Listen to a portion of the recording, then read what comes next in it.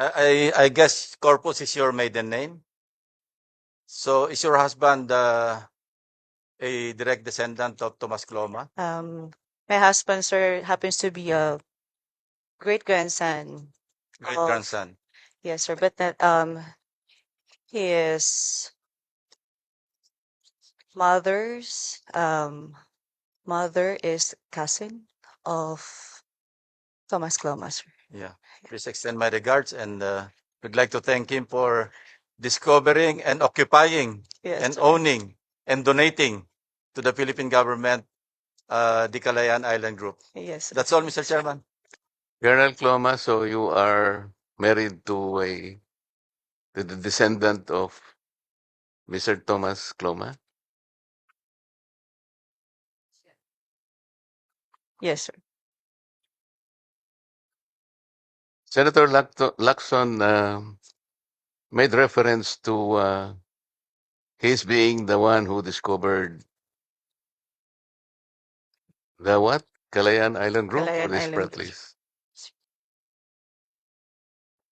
Was that supported by reliable accounts, Colonel?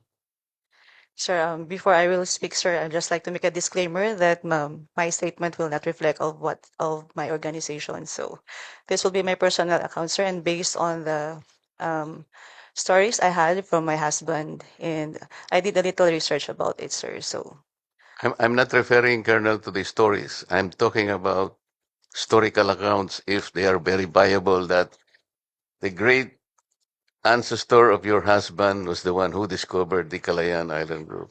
Is this supported by historical facts? I have seen and read some references about it, sir. Did you know, Madam, that, Colonel, that when Mr. Thomas Cloma made a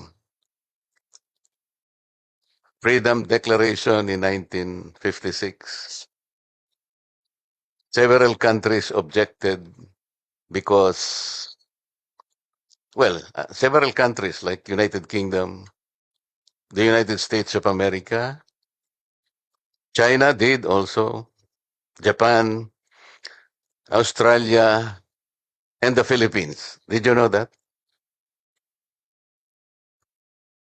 Based on my reading, sir, I only read countries like Vietnam, China, and France. Yes. Did you know that these countries objected to his declaration? Yes, sir. And there is a common ground, Colonel, why they objected. Do you know what the ground is? May you please enlighten me, sir, on that? Yes. Because according to the objectors, Kalayaan Island Group at that time is no longer treated as terra nullius, which means that Nobody's island, sir. it is not unoccupied and it was not undiscovered. Kaya po, Colonel, pati ang ating bansa vigorously objected. And that is why it is not correct to assume that he discovered it, because several other discoverers prior to his time. Do you know that in 1837, the United Kingdom already made a notification claim? Did you know that, madam? And in 1933, the Japanese, or Japan, also made the same notice of claim, 1933. Prior to the declaration of Mr. Thomas Cloma in 1956, Japan already made a notice of claim. Meaning, marami na po talaga ang nakadiscover ng Calayan Island Group. So, hindi po siya pwedeng mag-donate dahil inobjekan po ng ating bansa mismo. Do you know the representative of the Philippine government at that time when the objection was made? Alam po ninyo?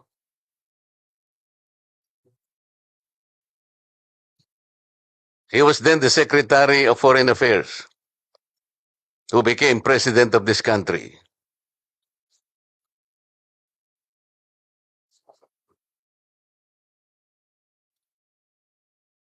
So hindi po talaga pwede na siya yung nag-discover, madam, on those grounds. And it is not correct that earlier it was reflected in the minutes of this commission, that President Ferdinand Marcos Sr. formalized it in Presidential Decree 1596. There is no record attesting to that. And there is no record also, Mr. Chair, that his donation was formalized by the arbitral ruling. That is not on record, Colonel, Mr. Chair. Just for the record, thank you very much. Thank you, sir. Honorable Marcoleta. Mr. Chairman, Yes, Honorable Lacson is recognized. Colonel Cloma, what is the difference between discovery and occupation? Is there a difference? You may discover an island, but if you don't occupy it, then you don't occupy it. So can you tell us the basic difference between discovery per se Yes. and discovery and occupation? So based on my apprehension, sir. So once you discover something, sir, you just learn about it, and then you can just pass by, sir. Yes, sir. That's the term.